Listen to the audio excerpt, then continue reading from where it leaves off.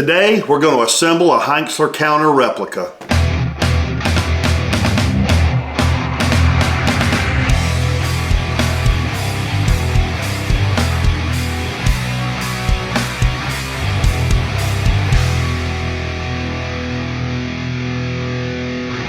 Okay builders, this is one of those kits where everybody has wanted me to do a little build tutorial on this for quite a while, so here we go.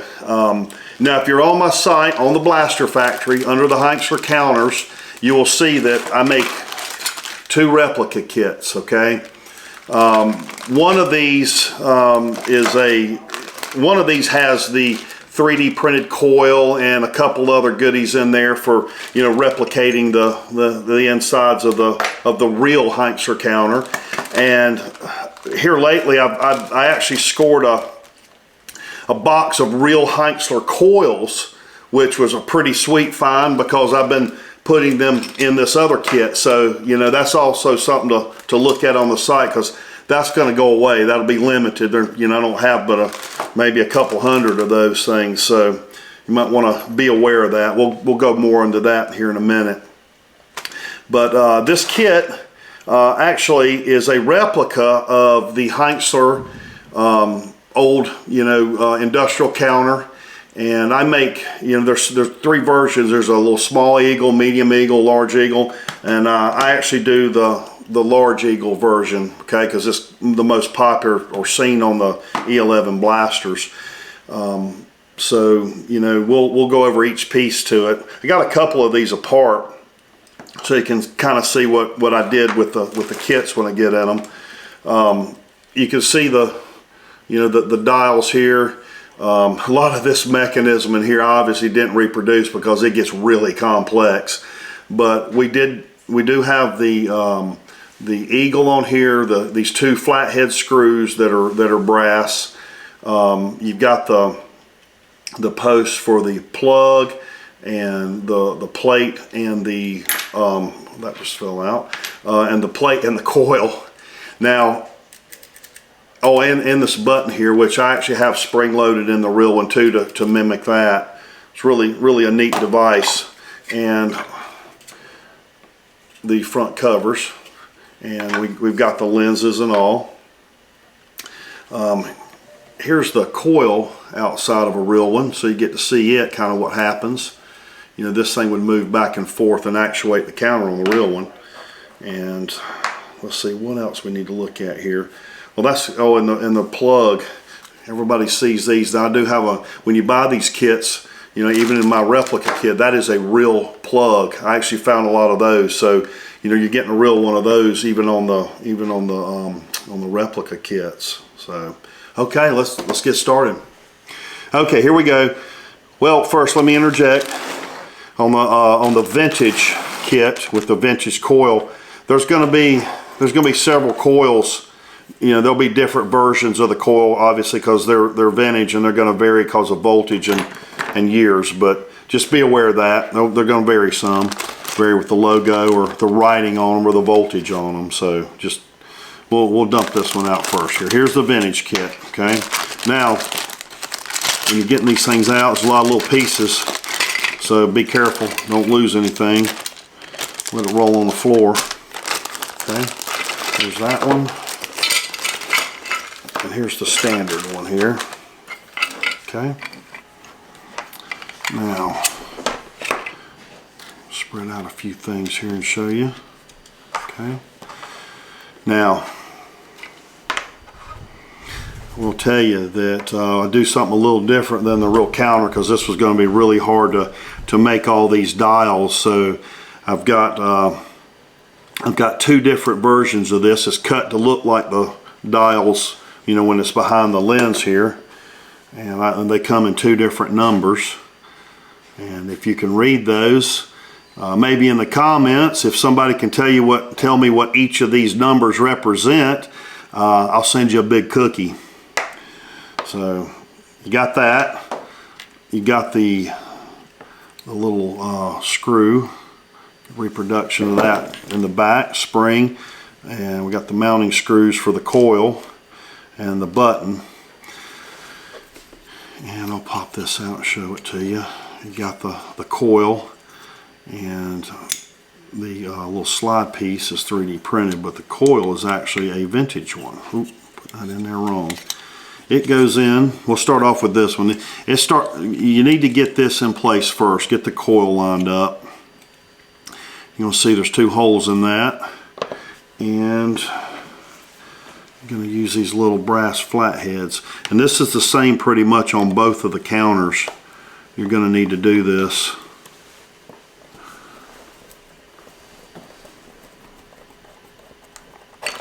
Okay. Going to need a little flathead screwdriver.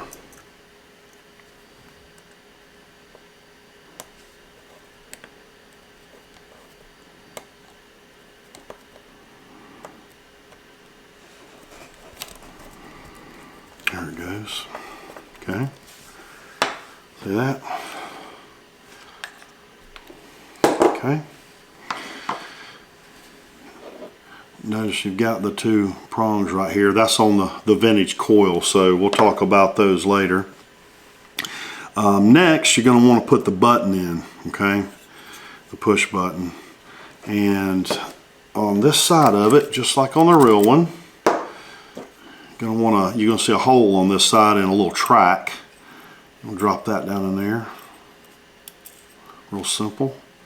Also, you've got the part here.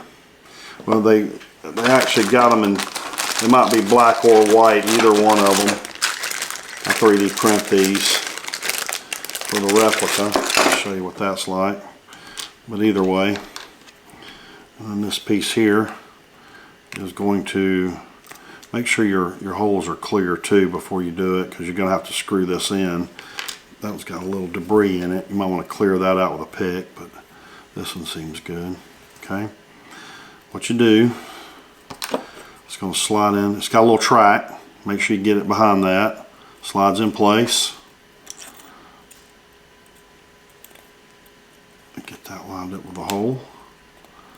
There you go. Okay. Okay. Now, next is the coil. So you want to make sure you do it in the right direction. It goes like this. There's a hole. And there's the other hole here, and this one's going to go in the little slot where the push button is, so make sure you have that lined up. Go ahead and get that in there, and it's going to be tight. I did that on purpose because I didn't want it to spin after you get this thing together, because it'll be a pain in the butt to get back to it. Okay, there we go. Try to keep that hole lined up here, okay? Don't worry about the alignment right now. You can spin it with your fingers. And then you've got these 2 little dowels, okay? Okay. I use my little ball peen. Flush. Kind of correct this so it's straight. And then get the other one in here. Now, you want to make sure you got it in right, because once you put these dowels in, it's going to be tough to get it back out. So, okay, and it's pretty tight and secure there. Okay. Next, and usually when you get the kits, we already have the socket already screwed on here. But if not, it has a little Phillips head that'll come with, but it's already on this one. Now it's going to line up with these 2 prongs are actually going to slide in there, so you want to make sure when you stick this together you kind of be aware of that.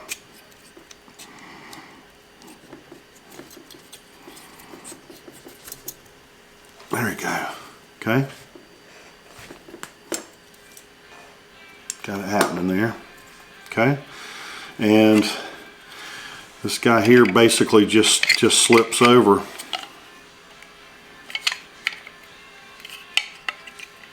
Make sure that button's lined up with it. Okay. There you go.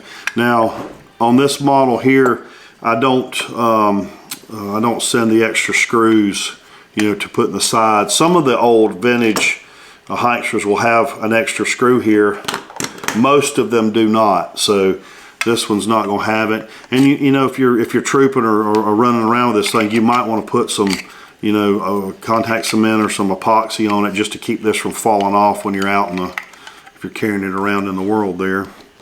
And like I said, make sure that you're using, you know, glue sparingly when you're putting the lens on, and try to use something that won't haze it. So, and there is some of that glue on my website, and it's on the page with these counters that you can get. Wonderful stuff, because if you're doing a lot of other replicas like scopes and other things with lenses that you don't want the fumes from super glue hazing up, it works really well. So there's that one. Now, okay, next kit's the standard kit, and it has a 3D printed coil, okay? And before you get assembling this one, you're probably going to want to spray paint this black. These usually are white, or they could be printed black, but you still might want to paint it, because the real ones are either black or they're gray. So you can do either one and still be screen accurate, vintage accurate. Okay, let's just say this is already painted. You guys are capable of using flat black spray paint. Next thing in the kit, you get this cloth sticker, okay? And that's the coil wrap, okay? You're going to want to wrap that around the coil so that you get that Hengstler look there. So it'll show through the window, okay? Y'all can do that. I'm just going to show you how to assemble it. Next, once you get all that done and that's ready, you're going to want to, once you get the sticker on and painted, got a couple little things that's kind of neat that you can do as a side item if you want to. I sent these two little posts, and these things, you're going to want to drive them in.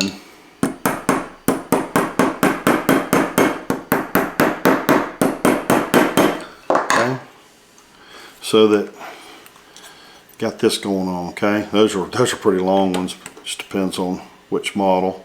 Okay, and they all have some wires. I like this one. I always show this as an example because it's a neat old vintage coil, and it has a few wires tangled up here, and there again in this video, I'm not going to solder them, but these are in there if you want to, you know, attach these to the tops of this, and then put it underneath the sticker when you wrap it around here. You know, run those wires underneath there, and I'll wind them up, make them look really neat there. That won't really show after you get the kit done, but it is something neat if you just need something to do on a Saturday afternoon. It's there for you if you want to try it. Okay. Next, just like the other one, it goes together the same way. Pop that in there. Now, in this kit, you've got 4 screws, and I did put these in there again if you want to go the extra mile and locate and put these little side holes in there. You're welcome to do it. There's 2 brass screws for it, and it's kind of for the more advanced builders, and there is a hole on the side where they would go in, and you just need to do some measuring and line it up. There again, that's a pro builder thing, not necessary. It's just an extra thing to do if you wanted to do that particular variant. Okay, now same thing as the last one. You're going to want to put these screws in here because that's what is going to actually show on the outside.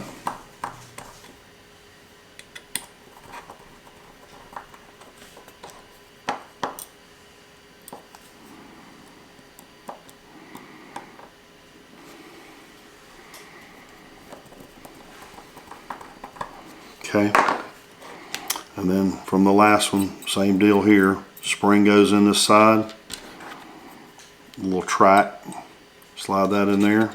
Okay, make sure that's moving really nice there. Same thing. Get it lined up, find that tapped hole.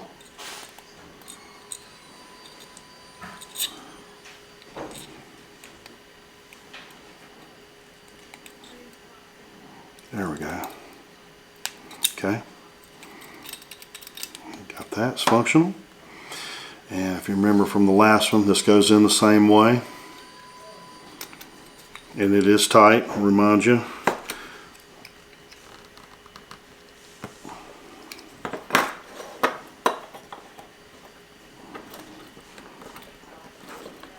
Get this in from the top maybe. There it goes. Okay.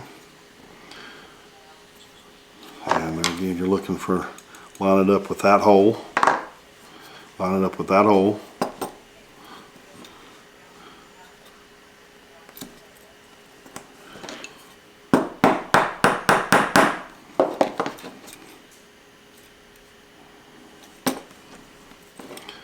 Same thing on the other side. Now, make sure this one's got a lot more spring action than the last one. Make sure you don't drive it through there. There's a slot there for it.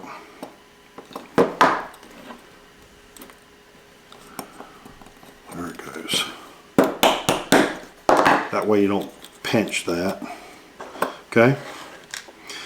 And just like the last one, line it up with the plug. Slide it together.